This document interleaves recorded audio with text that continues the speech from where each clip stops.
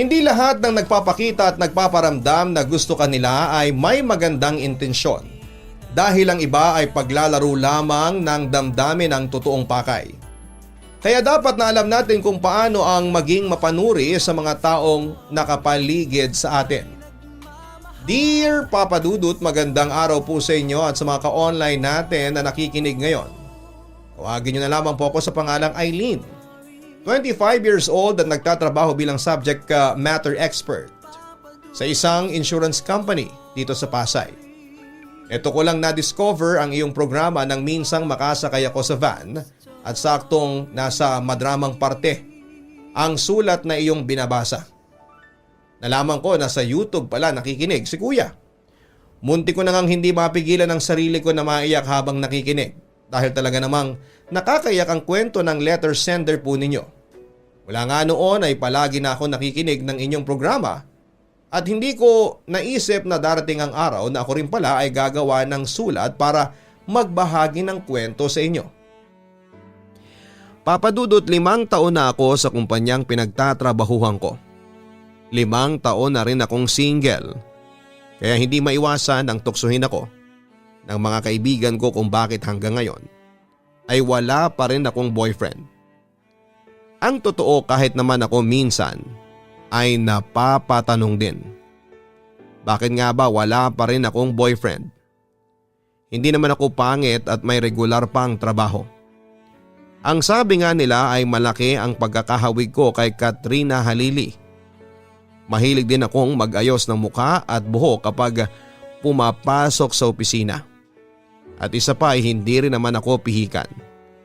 Sadyang hindi lang talaga siguro ako pansinin o ligawin ng mga lalaki. Hanggang sa makilala ko si Enrique, ang bagong assistant supervisor sa opisina namin. Matangkad siya, medyo maganda ang pangangatawan at singkitin ang mga mata. Napansin ko kaagad siya kasi yung itsura niya talaga yung mga tipo ko ng lalaki. At hindi ko alam kung nararamdaman niya ba yon o nagkataon lang na bigla na lamang siyang gumawa ng paraan para mapalapit sa akin. Paanong paraan? Minsan kasi kaming nagkasabay na kumuha ng kape sa pantry. Mula noon ay palagi na kaming sabay na nagko-coffee break at lunch break. Madalas niya rin akong dalhan ng kape sa station ko at inihintay ako na mag-lunch break. Kahit medyo huli ang schedule ko sa kanya, hanggang pati sa pag-out sa trabaho ay sinabayan niya rin ako o Papa Dudut. Eileen, bakit hindi pa nakahanda ang gamit mo? Hindi ba out ka na rin sa ganitong oras? Nagtatakang tanong ni Enrique nang makalapit sa workstation ko. Kagaya nga ng dati ay sabay dapat kaming uuwi. Dapat oo, kaya lang eto natambakan ng trabaho. Sagot ko. Sayang naman, may nakita kasi akong bagong bukas na restaurant dyan sa malapit. Yayain sana kitang mag-early dinner tayo ngayon. Wika niya. Ganun ba? Sayang nga, next time na lang siguro. Sagot ko naman. Pero kailangan mo ba talagang tapusin yan ngayon? Baka naman pwede pang ihabol na lang sa Lunes yan. Tara, out na tayo. Libre kita kapag sinamahan mo ko ngayon doon. Pangungulit pa niya.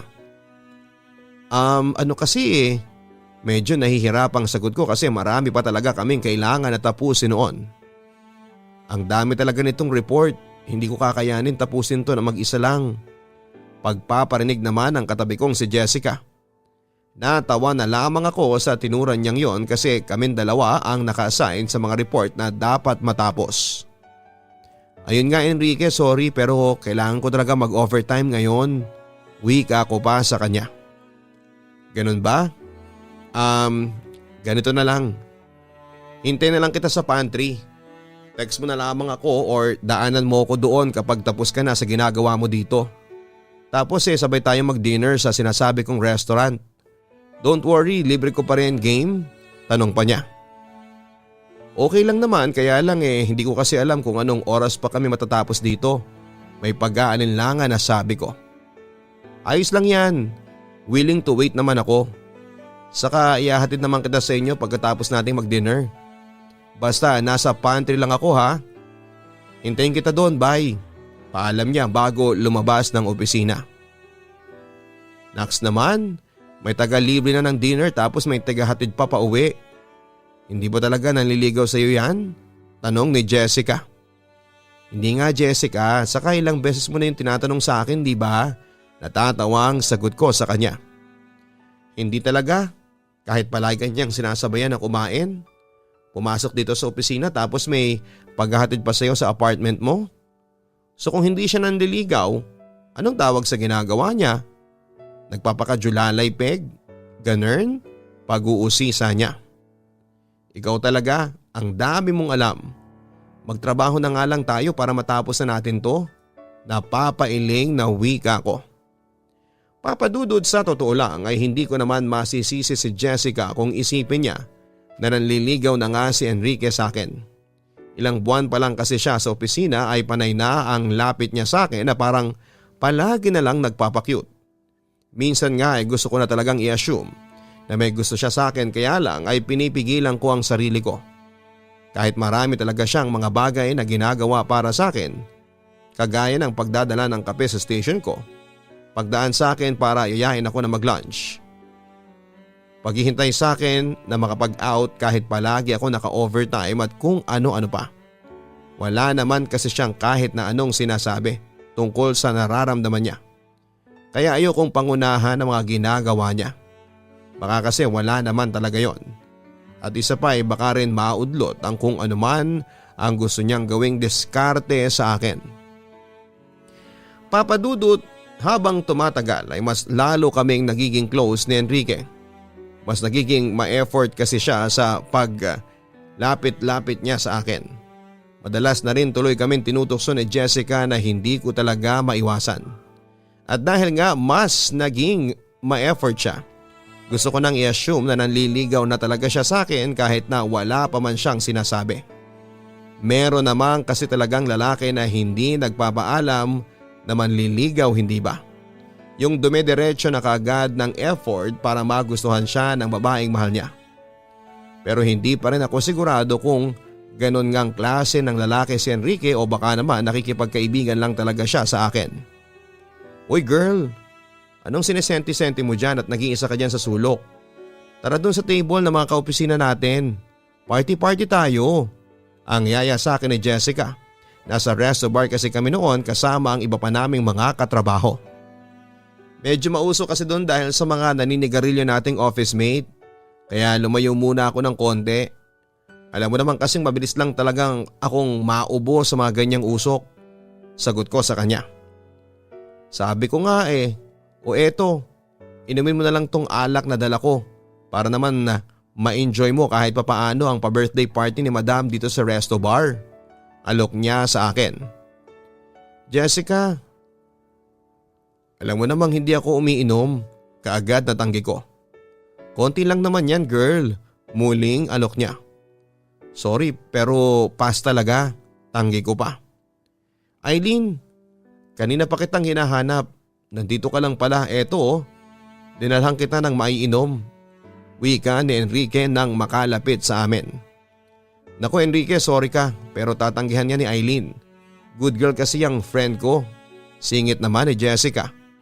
Uy tumahimik ka nga dyan Jessica para kang sira. Pero Enrique, tama si Jessica. Hindi kasi talaga ako umiinom. Baling ko kay Enrique. Hala, sayang naman. Minsan lang to kaya kailangan sulitin na natin.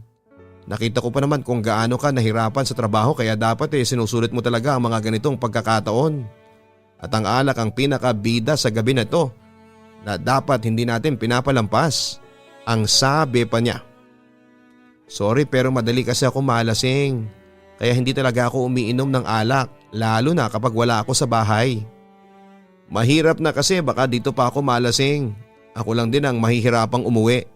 Muling tanggi ko. Sino ba namang may sabi na hahayaan kitang umuwi ng lasing at mag-isa? Siyempre kasama mo ako no? Ihahatid kita hanggang sa apartment mo. Wika ni Enrique. Ayun naman pala, may julalay ka na may maghahatid na pala sa'yo mamaya kaya go na girl. Inumin mo na yung alak na dala ni Enrique. Ang singit naman ni Jessica. Don't worry, maingat ako mag-drive kahit medyo nakakainom. Isa pa alam mo naman na kapag kasama kita, mas nagiging maingat ako kasi ayoko nang nasasaktan ka. Pambobola pa niya sa akin. At doon na nga ako bumigay at napainom ng baso ng alak na hawak niya. Papa Dudut, hindi ako malakas uminom ng alak dahil madali akong malasing. At walang sino man ang nakaka-convince sa akin na uminom sa isang party. Wala. Wala talaga. Si Enrique lang. Ewan ko ba kung bakit parang ang hirap-hirap tanggihan kapag si Enrique na ang nagre-request. Siguro malakas lang talaga ang convincing power niya at magaling siyang magpa-cute. Nang gabi na yon ay nakailang baso rin ako ng alak kaya kaagad akong nalasing kagaya ng inaasahan ko. Na hindi ko na nga matandaan kung paano nangyari na nagising na lamang ako na nasa loob ng sasakyan ni Enrique at nasa tapat na kami ng apartment ko. Madalas niya na akong inihahatid doon kaya alam na niya ang direksyon. Mabuti na lang at medyo nabawasan ang pagkakalasing ko nang gisingin ako ni Enrique para sabihin na nasa tapat na kami ng apartment ko, Papa Dudut. At dahil wala namang kaming pasok sa trabaho kinabukasan ay niyaya ko na siyang magkape sa loob. Madaling araw na rin kasi at alam kong medyo malayo din ang dinadrive niya para maihatid ako. Masayang kausap si Enrique, Papa Dudut. Masarap siyang kasama kaya kahit inabot na kami ng umaga habang nagkukwentuhan at nagkakape ay sobrang na-enjoy ko ang oras na kasama ko siya. Papa Dudut, halos araw-araw na nga kaming magkasama ni Enrique, hindi lang sa trabaho kung hindi pati na rin sa mga oras na wala kami sa opisina. Madalas kasi kapag weekend ay lumalabas kami para mamasyal. O kaya ay pumupunta siya sa apartment ko para mag-movie marathon kami sa buong maghapon. Ilang buwan na kaming ganoon pero hanggang ngayon ay hindi ko pa rin alam kung ano nga ba talaga ang estado ng pagkakaibigan namin. Kung bakit niya ba ginagawa ang lahat ng yon. Kung may ibang kahulugan ba talaga ang lahat, Papa Dudut. O pakikipagkaibigan lang talaga ang gusto niya sa akin. Sa totoo lang kasi, Papa Dudut, habang tumatagal na nagkakasama kaming dalawa ay mas lumalalim ang kung ano man ang nararamdaman ko sa kanya. Oo, sa tingin ko. Gusto ko na si Enrique kahit hanggang ngayon ay hindi pa rin ako sigurado kung pareho ba kami ng nararamdaman para sa isa't isa. Hindi ba talaga ako pwedeng sumama sa inyo ni Jessica? Manood ng sine mamaya pagkatapos ninyong mag-lunch? Tanong ni Enrique na noon ay kausap ko sa cellphone. Hindi Alam mo naman yun si Jessica. Gusto niya na isang beses sa 2 linggo ay nasa solo niya ako. Sagot ko habang naghihintay kay Jessica sa loob ng isang fast food chain. Sana pala niyaya na lang kitang mag-breakfast kanina. Sobrang boring naman tuloy ng Sabado ko ngayon. Ganito na lang. Hindi naman siguro kayo aabutin ng gabi, hindi ba? Pupunta na lang ako sa apartment mo mamayang gabi. Suggestion niya. Ha? Ano namang gagawin mo sa apartment ko mamaya? Tanong ko. Tatambay ulit. Tapos manonood tayo ng movie. May bago kong download dito. Sigurado akong magugustuhan mo. Huwag ka mag-alala. May dala na rin akong pagkain mamaya. O game ka na ba? Wika niya. Ayoko sanang pumayag noon pero sa huli pinagbigyan ko na rin siya sa gusto niya. At tuwang-tuwa siya na nagpaalam sa akin sa tawag. So kumusta naman ang paglalandian ninyo ng boyfriend mo over the phone? Tanong ni Jessica nang makarating na sa meeting place namin. Naabutan pa kasi niya ako nakausap si Enrique. Hindi kami naglalandian at mas lalong hindi ko boyfriend si Enrique. Ang wika ko naman. Alam mo, ang lakas ninyong maka-showbiz na dalawa. Hindi kayo magjowa pero palagi kayong magkasama. Palagi pang magkatawagan. So ano palang tawag sa ginagawa ninyo? Jowa-jowaan challenge? Tanong pa niya. Alam mo Jessica, ang dami mo palang palaging sinasabi. Pero sige na nga, aaminin ko na. Sa totoo lang, hindi ko na rin sigurado Ayoko namang mag-assume kasi bukod sa mga sweet gestures na ipinapakita o ginagawa niya sa akin, wala naman siyang ibang sinasabi. Alam ko sa panahon ngayon hindi na uso yung magpapaalam pa bago manligaw pero ano ba naman yung sabihin niya sa akin na gusto niya ako kaya niya ginagawa ang bagay na yun, hindi ba? Pagkukwento ko sa kanya. O di ikaw ang magsabi sa kanya na gusto mo siya, kaagad namang suhestyon niya. Ala bakit naman ako pa? Tanong ko. Kasi may mga lalaki talaga na hindi ma-express ng feelings through words kaya dinadaan na lang nila through actions. Kaya kung naguguluhan ka na talaga pero nararamdaman mo naman na gusto ka talaga niya, di go girl, ikaw na mag-clear kung ano ba kayong dalawa. Ikaw na ang mag-confess ng feelings mo sa kanya. Sagot niya. Okay lang ba yun kahit ako yung babae? Muling tanong ko pa. Sinasabi mo nga hindi ba na hindi na uso sa mga lalaki yung nagpapaalam na manliligaw? At hindi na rin uso sa mga babae na nagpapaka Maria Clara sa paghihintay. Nasabihan sila ng I love you ng lalaking mahal nila. Saka wala namang mawawala Ipapaalam mo lang ang feelings mo para sa kanya. Para magkaliwanagan na rin kayo kung ano ba talaga kayo para sa isa't isa, hindi ba? Tugon naman ni Jessica. Papadudot, hindi naman talaga ako atat na magkaroon ng boyfriend. Sadyang nahihirapan lang talaga ako sa mga sweet gestures na ipinapakita at ginagawa ni Enrique para sa akin. At kahit gaano ko kagusto na pigilan ang kung ano man ang nararamdaman ko para sa kanya, hindi ko na talaga kaya. Si Enrique kasi yung tipo ng lalaki na maalaga at clingy. Malambing siya kahit sa harap ng maraming tao. Marami na nga sa mga kaopisina namin ang nag-akala na may relasyon na talaga kaming dalawa. At sa tuwing tatanungin nila ako, mga iling at matamis na ngiti lang ang isinasagot ko sa kanila. Kasunod ang mga salitang magkaibigan lang talaga kami. Yun naman kasi talaga ang totoo. Kahit gaano siya ka-sweet sa akin ay wala naman siyang binabanggit tungkol sa nararamdaman niya. Kaya ang hirap-hirap niyang basahin. Pero naisip ko na baka tama si Jessica na si Enrique. Yung tipo ng lalaki na hindi expressive sa kanyang feelings gamit ang mga salita. Kaya pinaparamdam na lang niya sa akin na gusto niya ako kahit na hindi niya pa sinasabi. Pero dahil sa babae pa rin ako ay gusto ko pa rin na sana ay magkaroon kami ng label o maging malinaw ang kung ano paman ang namamagitan sa aming dalawa. Ilang beses ko na rin po itong pinag-isipan, Papa Dudut, at alam ko na hindi ako matatahimik hanggat hindi ko naririnig mula kay Enrique ang mga salita na gusto niya rin ako matagal na. Aileen, ang sarap nitong niluto mo na afritada, wika ni Enrique habang ngumunguya. Nandun siya noon sa apartment ko at sabay kaming nag-dinner. Talaga? Buti naman at nagustuhan mo. Matagal-tagal na rin kasi akong hindi nakakapagluto. Kapag kasi pumupunta ka dito, palagi ka nang may dalang pagkain o kaya ay nagpapa-order ka naman ng pizza, ang wika ko. Siyempre ayoko naman yatang magutom ka. Baka mamayat ka't awayin pa ako ni Jessica. Bakit pala hindi ka pa kumakain? Maubusan na kita ng ulam, sige ka. Natatawang anyaya niya sa akin. Ayos lang. Para sa'yo naman talaga itong niluto ko sagot ko. Ako pala yung gusto mong patabain Pero alam mo, mas okay pala yung ganito. Yung hindi na ako bibili ng pagkain. Ipagluluto mo na lang ako kapag pupunta ako dito sa apartment mo, ang wika ni Enrique. At nawili ka naman, natatawang komento ko. Siyempre, minsan lang ako makatikim ng masarap na lutong bahay Kapatid ko lang kasi ang kasama ko sa bahay tapos lalaki din yon. Kaya pareho kaming tamad magluto. Huwag kang mag-alala. Ako ang mamimili ng mga ingredients. Ang gagawin mo lang, magluluto para sa food trip natin. Natatawang wika niya rin.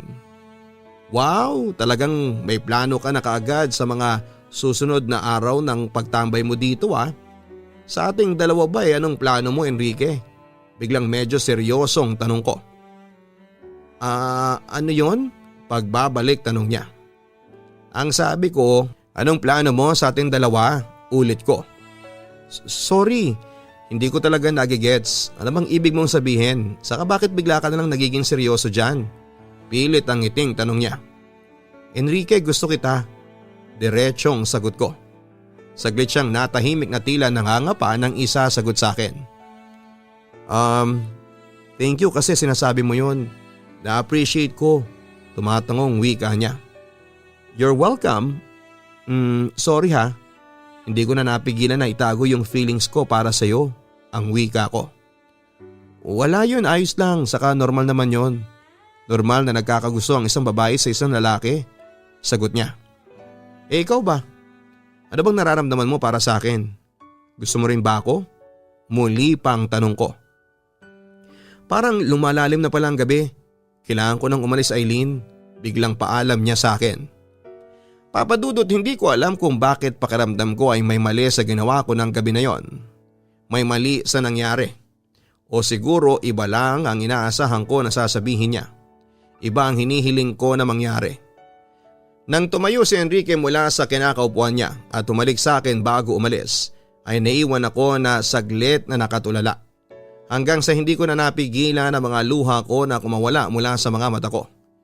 Hindi ko maintindihan kung bakit parang nasasaktan ako. Kahit na wala namang masakit na salitang binitawan si Enrique. Pero wala rin siyang kahit na anong matatamis na salitang itinagon sa akin. Wala na kahit na ano. Papa Dudut, ang sabi ni Enrique bago siya umalis ay iti-text niya na lamang ako. Pero kagaya na nangyari noong sabihin ko sa kanya na gusto ko siya, ay wala akong kahit na anong text message o tawag na natanggap mula sa kanya. Wala na yung mga message na salamat sa masayang gabi. Sana nag-enjoy ka rin kasama ako kanina. Ulitin natin yung food trip natin at nami-miss na kaagad kita, Eileen. See you bukas. Wala na yung matatamis na text message niya na palagi kong natatanggap noon mula sa kanya. At hindi ko alam kung tama rin ba ang naisip ko na magsisimula na siyang mawala sa buhay ko. Pero sana'y hindi dahil ayoko pa. Hindi ko kaya dahil mahal ko na si Enrique, Papa Dudut. Papa Dudut, mula nang magtapat ako kay Enrique tungkol sa nararamdaman ko ay biglang nagbago ang pakikitungo niya sa akin. Sa tuwing nasa opisina kami ay hindi na siya nagdadala ng pagkain o kape sa station ko. Hindi na rin niya ako niyayayang mag-coffee break o mag-lunch break. At hindi niya na hinihintay na matapos ang shift ko sa trabaho. Palagi na siyang nauunang umuwi sa akin nang hindi nagpapaalam. Alam ko naman na hindi niya responsibilidad na sabihin sa akin ang bawat kilos niya, pero sana ay hindi niya ako sinanay noon. Para sana hindi ako nahihirapan sa ngayon. Ilang araw pa ang lumipas ay nagkaroon kami ng bagong kaopisina, si Trina. Nasa parehong account nila si Enrique kaya nalaman ko na siya rin ang nag-train kay Trina. Pero hindi lang yon ang napansin ko at nakita ko na madalas silang sabay na kumakain kapag lunch break at sabay na nagme-merienda kapag coffee break. Minsan ko na rin nakita na dinadalhan niya ng pagkain si Trina sa lamesa nito. Mga bagay na dati-rate ay sa akin lang niya ginagawa. Oo, wala kaming relasyon ni Enrique. Wala kaming naging relasyon, pero hindi ko pa rin maiwasan na magselos at masaktan. Lalo na sa tuwing nakikita ko na ginagawa niya kay Trina ang mga sweet gestures na ginagawa niya sa akin noon. Kaya hindi ko na napigilan ang sarili ko na gumawa ng paraan para muling mapalapit kay Enrique. Oy Enrique, nandito ka pala sa opisina. Medyo late na.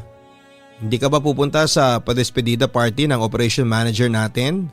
Tanong ko kay Enrique nang makalapit ako sa kanya. Ngayon na ba yun? Akala ko sa 1 linggo pa ang alis ni Sir Matt. Nagtatakang wika niya habang nakatingin lang sa computer na kaharap niya. Oo, pero in advance na nila ang despedida party. Nandun na nga si na Jessica naiwan lang ako kasi may tinatapos pa akong report kanina, pero papunta na rin ako doon. Ano, sabay na tayo? Anyaya ko sa kanya. Baka hindi na lang siguro ako pupunta. Medyo tambak kasi ako ng trabaho ngayon. Malamig na tugon niya. Ala, sayang naman. Pumunta na tayo. Doon lang naman yun sa dating resto bar na pinuntahan natin. Malapit lang yun dito. Ang wika ko pa. Wala rin ako sa mood eh. Gusto kong dumiretso ng bahay pagka-out ko mamaya. Tanggi niya. Pero sayang pa rin yung padespedida party na yun. Isa kaya si Matt sa mga nagpapahirap sa atin dito sa opisina. Kaya halika na, pumunta na tayo. Pangungulit ko pa sa kanya. Wala nga ako sa mood. Saka pagod talaga ako, gusto kong dumiretso ng bahay pagkatapos ko dito. Tugon ni Enrique. Kung gusto mo doon ka na lang muna ulit sa apartment ko magpalipas ng gabi pagkatapos ng party.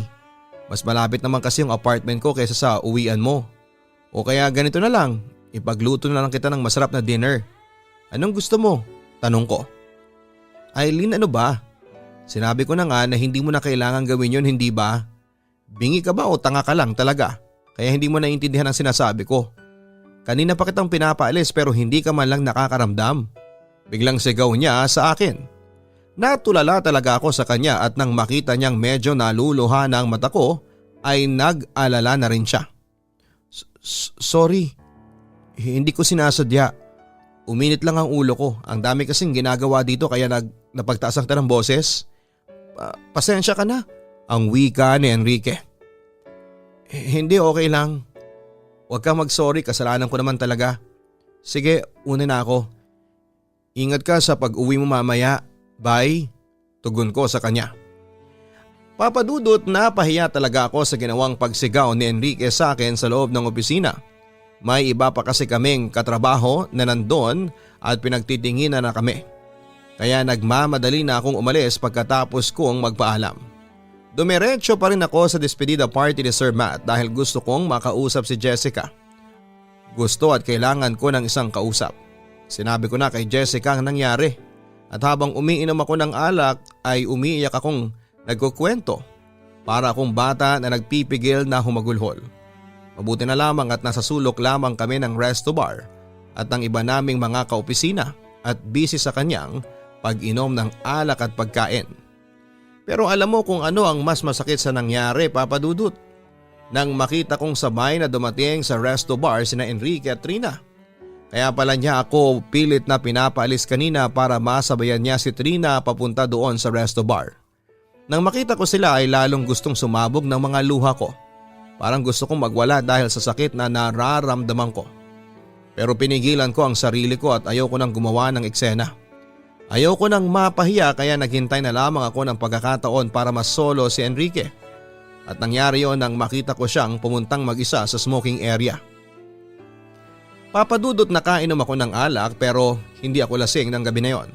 At alam ko na kailangan talaga naming mag-usap ni Enrique.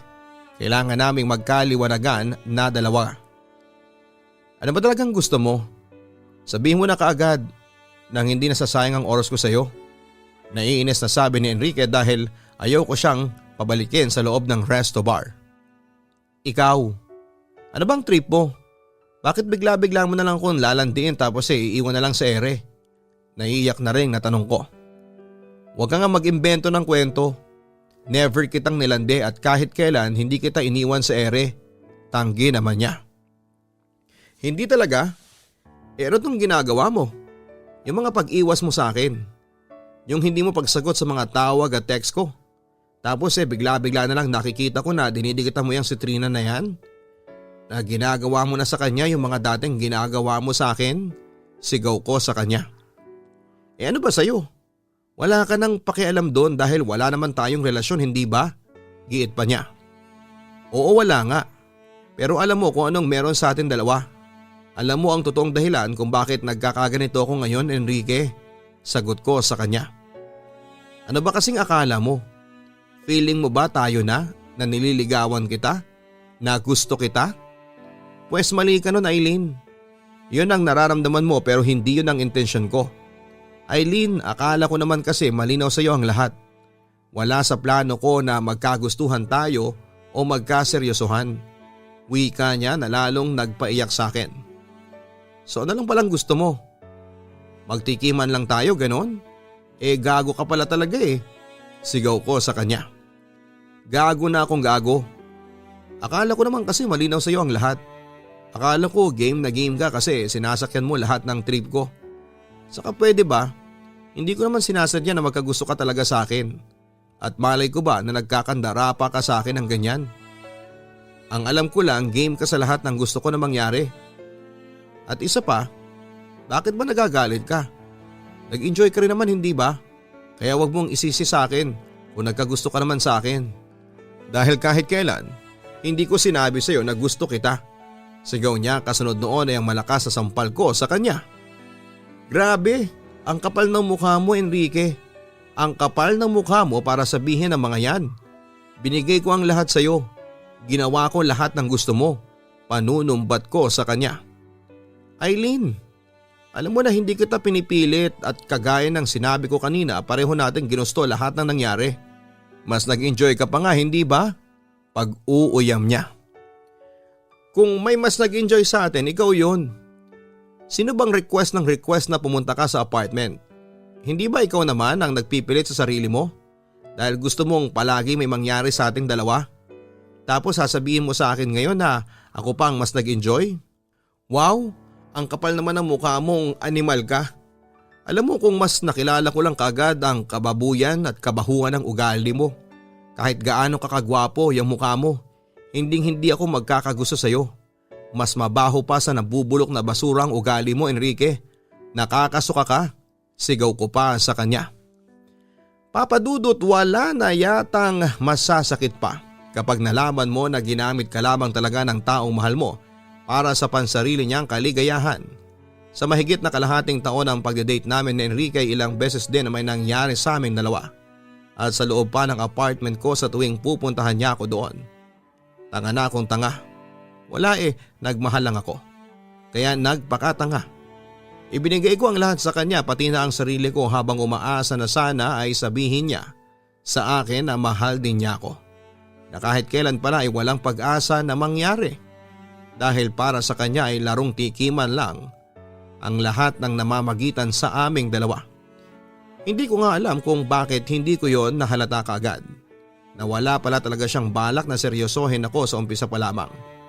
Hindi ko naisip na kaya pala ayaw niyang ipaalam sa kahit na sinong kaopisina namin na nagpapalipas siya ng gabi at mga araw sa apartment ko. Na kaya pala ayaw niyang malaman ng iba na meron talagang namamagitan sa aming dalawa dahil wala talaga sa plano niya na seryosohin ako. Pagkatapos ng gabi na yon ay hindi na kami muli pang nagkibuan ni Enrique sa loob at labas ng opisina. Maliban na lang kung tungkol talaga sa trabaho ang kailangan naming pag-usapan. Nalaman ko rin mula kay Jessica na nililigawan na rin pala niya si Trina. At kung seryoso man siya o hindi sa pagkakataon na ito ay wala na akong pakialam pa. Papadudot, alam kong marami ang naiinis sa kwento na ibinahagi ko ngayong tanghali dahil sa sobrang pagpapakatanga na ginawa ko para lamang sa lalaking minsan ay minahal ko. Pero sa maniwala kayo at sa hindi ay naka-move on ako. Kahit halos 2 buwan pa lamang ang nakakalipas mula na mangyari ang naging confrontation naming dalawa. Siguro ganun talaga. Kapag nalaman mo kung gaano kabaho ang ugali ng isang tao, mabilis na mawawala ang pagmamahal na nararamdaman mo sa kanya. At mabilis yung nangyari sa akin, oo, nasaktan ako. Sobra-sobra, pero alam ko na mas masasaktan ako kung patuloy ko pang mamahalin ang isang kagaya ni Enrique. Kaya sinimulan ko at pinilit ko na siyang alisin sa buhay ko. Dahil ni Katiting ay wala nang dahilan para mahalin ko pa siya. Papadudot, maraming salamat sa pagbabasa nitong sulat ko at sana ay may natutunan ang ating mga ka-online sa kwento ng buhay ko. Kahit nakakainis talaga ang naging kabuuan nito. Ang mahalaga naman sa bawat katapusan ay natututo pa rin tayong bumangon at lumaban para sa sarili natin.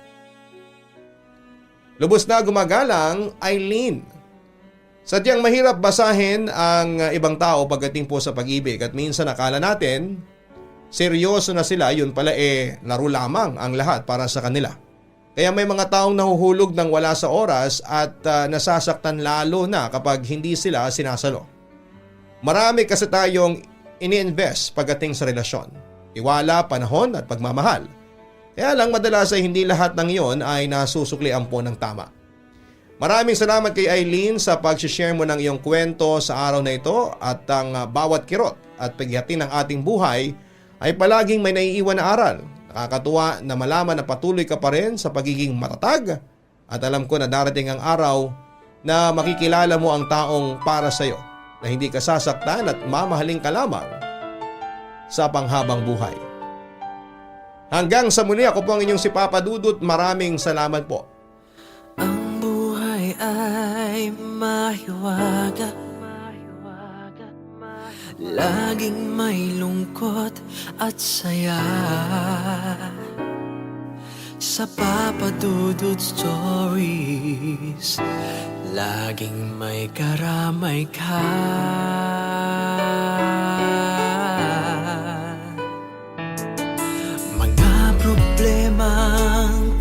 ay bigat,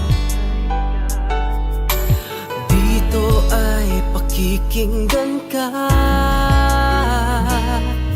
Sa Papa Dudut Stories, kami ay iyong kasama. Dito sa Papa Dudut Stories, ikaw ay hindi nag-iisa.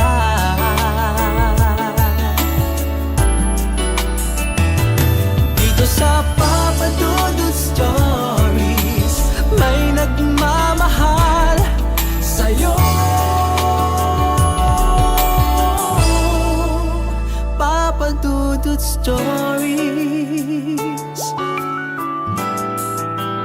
Papa Dudut Stories, Papa Dudut Stories.